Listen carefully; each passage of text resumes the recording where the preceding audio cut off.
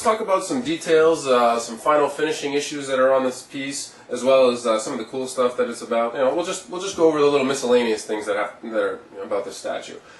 First off, when you get this guy, get ready because the box is enormous. It weighs 97 pounds and it's extremely heavy and extremely huge. So it's really awkward. I'm sorry, it's not that heavy. It's really awkward. So even though it only weighs 97 pounds, it's so enormous that you can barely carry it. You sort of have to just drag it around. And I had to carry it up 3 flights of stairs. By the time I was done, I was finished. I had to go take a rest. And I couldn't even fit it through my door of my office. I had to open it up all in the hall and just carry it into my office.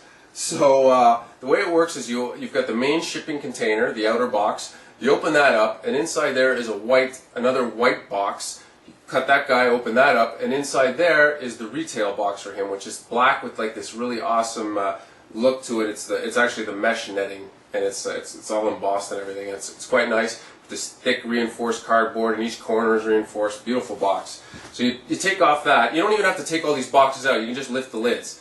And then you just lift the lid off that black box that's in there, and you've got the top of the foam trays, and the first one's got the COA. So you lift that off, you can get your certificate of authenticity. So you lift that off, and inside is the main body with all the parts. So you take all that out. Then you lift out that tray, and underneath is the final foam tray that holds the base. So then you take out the base. And the way the base works is it actually has the feet stuck right in the base. Like I said, the effect is that his feet are sitting in water, so it's actually in the clear resin, so the feet can't come out. So you take out the base, you set him, and then each ankle has a steel rod sticking out of it, and that's what fits into the holes into the feet, and that's how he sits into place. And the base has holes in different areas, and inside the box in the second layer there's a little instruction manual. So you take that out, and it tells you where each plant goes. I just sort of used it as a general guide because actually 2 of the plant shapes that it said, go into a hole, I didn't have those. I had different shaped plants, so I didn't care. You just put them wherever you want. So and then you just it doesn't really matter. So you stick those in, and there you go. That your base is done. You pop on the arms. Also, the mesh is individually punched, so it's not painted on in any way, shape, or form. It's actually an individual mesh that looks fantastic. So that looks great. And as we come up here, everything is individual, and there is a slight scale problem. For those of you that may not have noticed yet, the vertebrae, this is supposed to be a human vertebrae, it is way too small. I mean, if this is a human vertebrae, this guy's like, I don't know, he must be about 20 feet tall. So there is a slight scale problem, and a lot of people were trying to see if they could find maybe a big one. In fact, I think the sideshow vertebrae is actually bigger on the sideshow piece, which is a 1/4 scale. So this is too small. The rest of this is okay. The bone necklace I thought was a little bit big, but not a big deal. It was more this guy here. This should have been a lot bigger. But hey, what are you going to do? The back of him has the leather flap. He's got the little leather belt here. That all looks great. So overall, that's about it.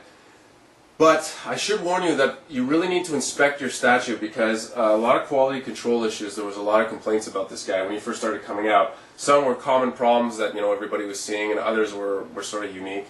My friend Ian actually had a little resin ball in the casting that was right in the mouth. So in the back of the mouth there was a little resin ball sticking back there. But that was the minority. That was a pretty minor issue that you don't really see very often. So what you might want to do is make sure, even though Cinemaquette has the white glove treatment they call it, what you might want to do is try and find this off a local reseller that will, again, inspect the statue for you. And some of the stuff you want to look for that has been a common problem is damaged armor, where the armor has been scratched by a bone or something. So you've got all these scratches all over the armor. You can look at the different areas, but mostly it was here on the rib cage armor, on the chest armor that's here. That was all scratched up. So look out for that.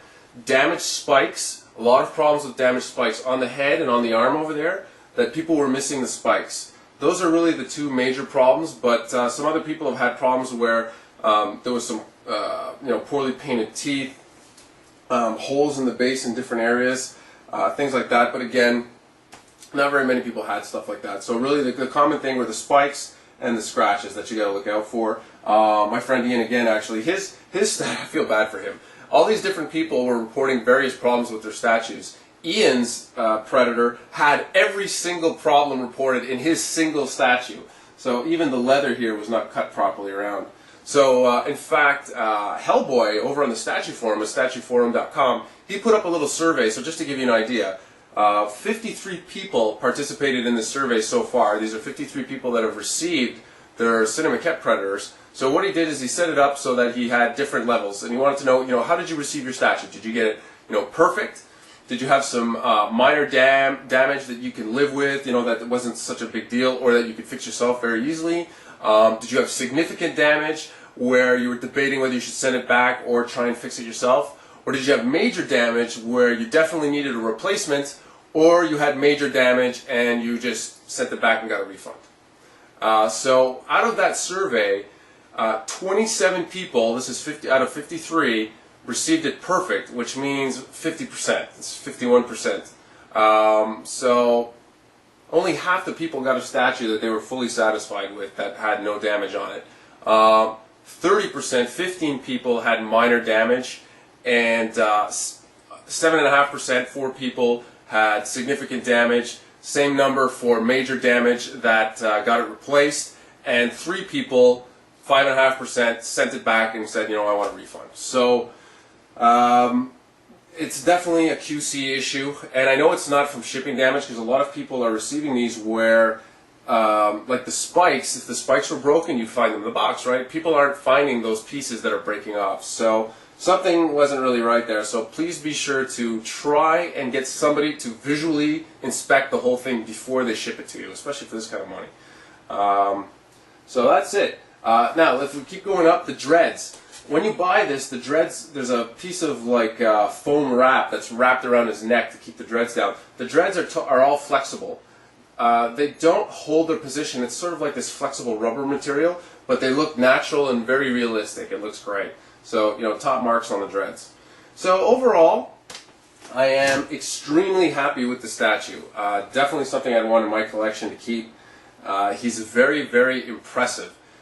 If you have anything else from the other licensors like Sideshow and Hot Toys and all those guys, while many of them look great, especially the Sideshow P1 and the Maquette and the Bust, they look awesome and they're must-haves in your collection.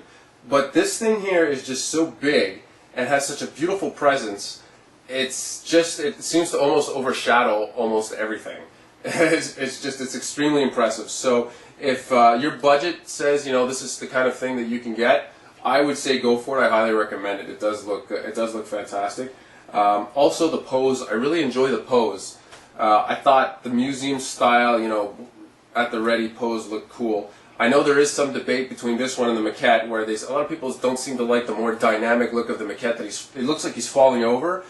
But to me, he looks like he's not falling over. He's walking forward and he's about to attack. So that's why he's leaning forward. It doesn't look like he's falling over. It just looks like he's moving forward.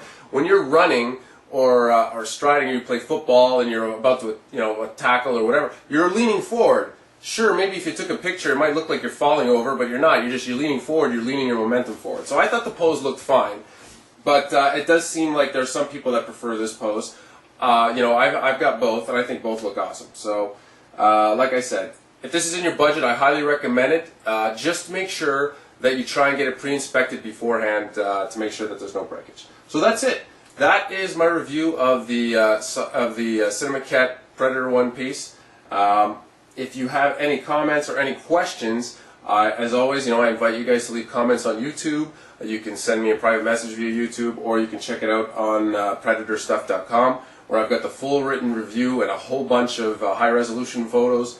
And I've taken pictures of just everything from every angle, so that if there's anything that you want to know how it looks, just go check out all the photos. I mean, there's zoomed up close of the mouth. I mean, everything is in there, okay?